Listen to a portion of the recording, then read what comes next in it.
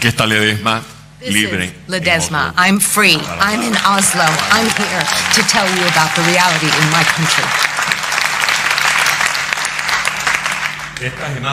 These pictures, these dramatic pictures, reveal the tragedy that we're suffering through in our country.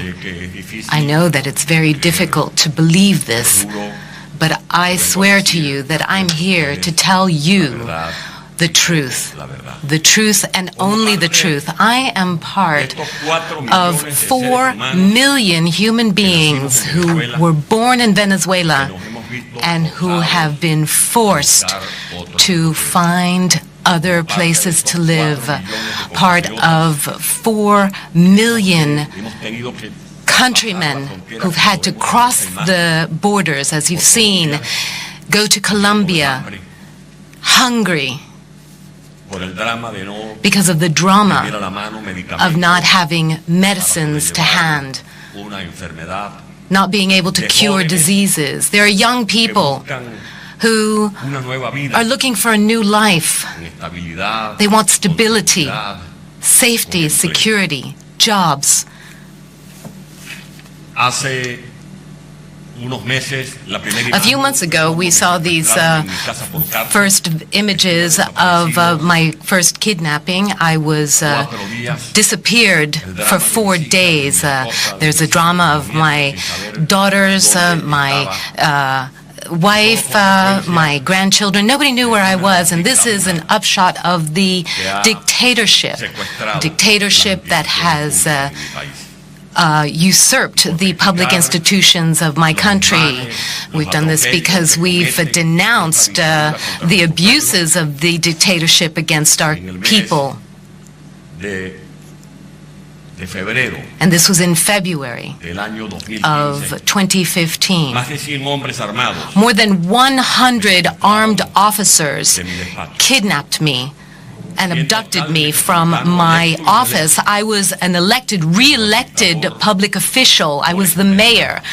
But this was not good for the dictator. They didn't want a legitimate elected official to tell the world what was happening, to tell the world of our tragedy. This drama began 20 years ago when Chavez came into power. He was camouflaged behind elections. He took advantage of the virtues of democracy, and then he usurped the institutions. He stripped them of all content.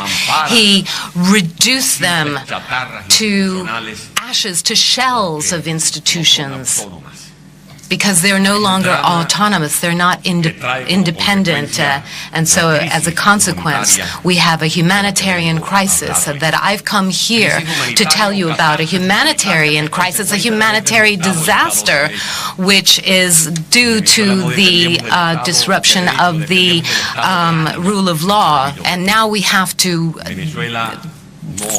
bring our forces together.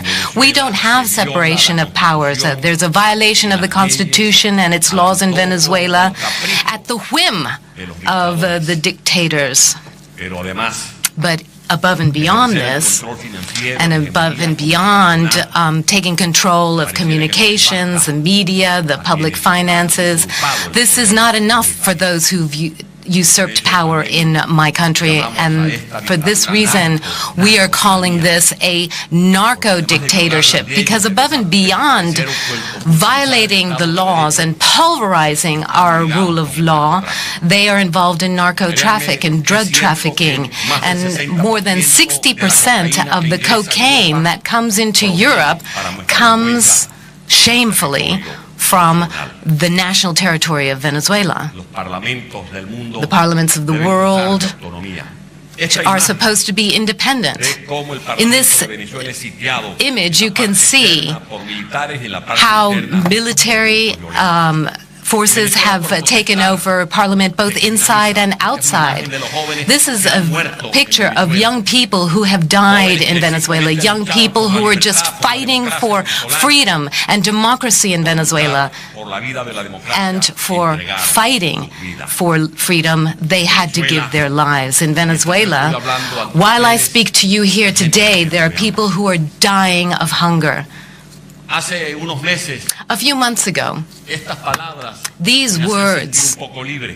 well, it makes me feel free. Thank you to Tor Halvorsen and to the Oslo Freedom Forum for opening up this stage to people who are suffering from oppression. Just a few months ago, Antonietta was here, and Mitzi and I, we were so pleased to hear all of the praise from you about Antonietta's presentation here. And now, she is taking care of our young grandchildren. But when I see Antonietta breastfeeding our grandchildren, I think of those poor children in Venezuela who are dying of hunger, and that tears me apart. There are more than 300,000 children who have their future assaulted, and the only thing that they can take advantage of it is an atrophied future because they don't have food. They're malnourished. There are women who are buried because they die of breast cancer. They don't have access to chemotherapy or medicine. And that's why I'm here today.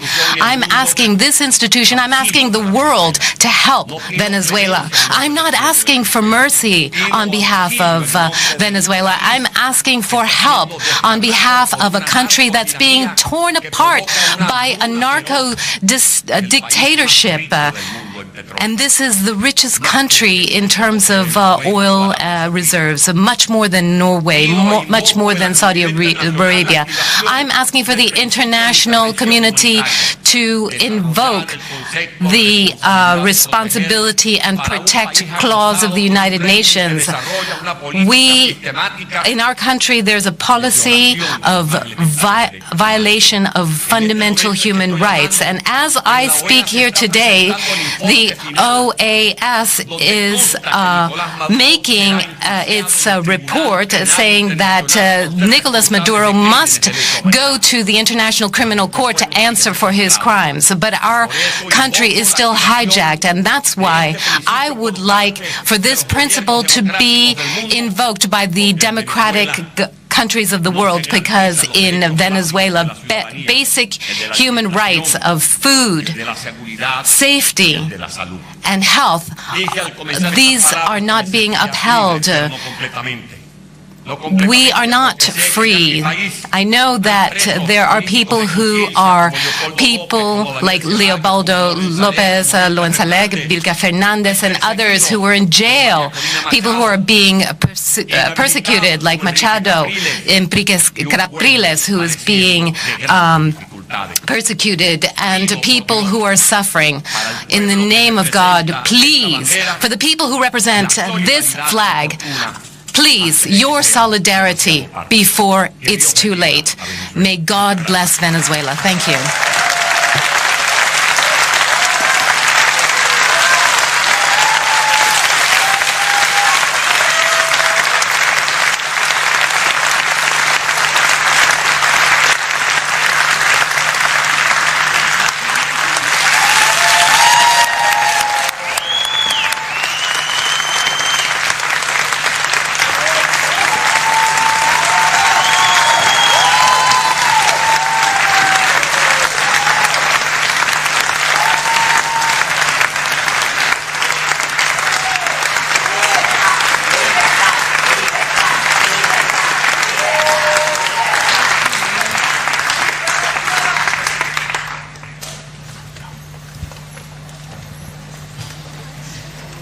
Hi, everyone.